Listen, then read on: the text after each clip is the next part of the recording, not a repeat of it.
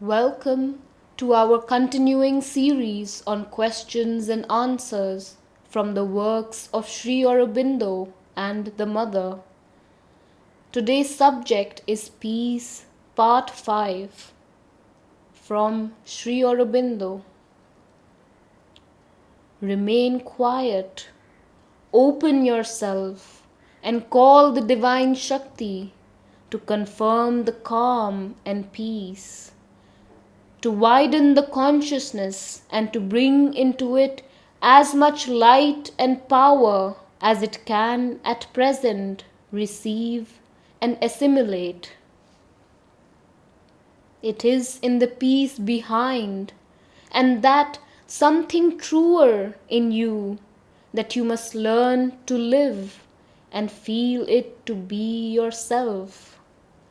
You must regard the rest as not your real self, but only a flux of changing or recurring movements on the surface, which are sure to go as the true self emerges. Peace is the true remedy. Distraction by hard work is only a temporary relief, although a certain amount of work is necessary for the proper balance of the different parts of the being. To feel the peace above and about your head is a first step. You have to get connected with it, and it must descend into you and fill your mind and life and body and surround you so that you live in it.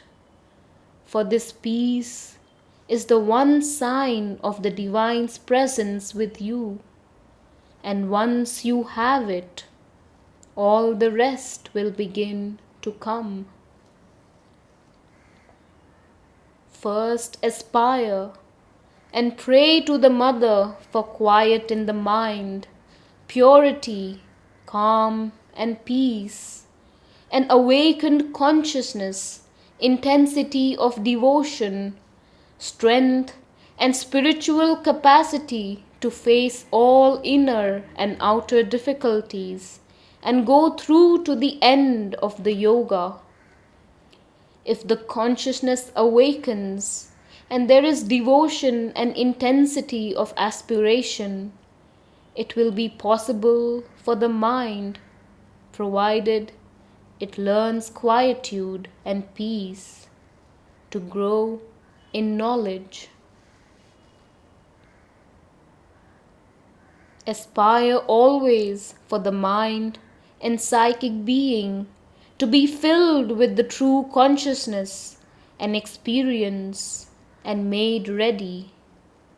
You must aspire especially for quietness, peace, a calm faith, an increasing steady wideness for more and more knowledge, for a deep and intense but quiet devotion. There can be no firm foundation in sadhana without equality, samatha. Whatever the unpleasantness of circumstances, however disagreeable the conduct of others, you must learn to receive them with a perfect calm and without any disturbing reaction. These things are the test of equality.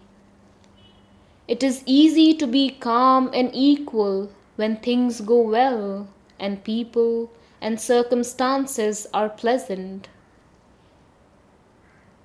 It is when they are the opposite that the completeness of the calm, peace, equality can be tested, reinforced, made perfect. The fundamental realizations of this yoga are the psychic change so that a complete devotion can be the main motive of the heart and the ruler of thought, life, and action in constant union with the Mother, and in her presence. The descent of the peace, power, light, etc. of the higher consciousness through the head and heart into the whole being, occupying the very cells of the body. The perception of the One and Divine infinitely everywhere, the Mother everywhere, and living in that infinite consciousness. You know the three things on which the realization has to be based. On arising to a station above the mind and on the opening out of the cosmic consciousness, on the psychic opening and on the descent of the higher consciousness with its peace, light, force, knowledge, ananda, etc. into all the planes of the being down to the most physical. All this has to be done by the working of the Mother's force, aided by your aspiration, devotion, and surrender. That is the path. The rest is a matter of the working out of these things for which you have to have faith in the Mother's working.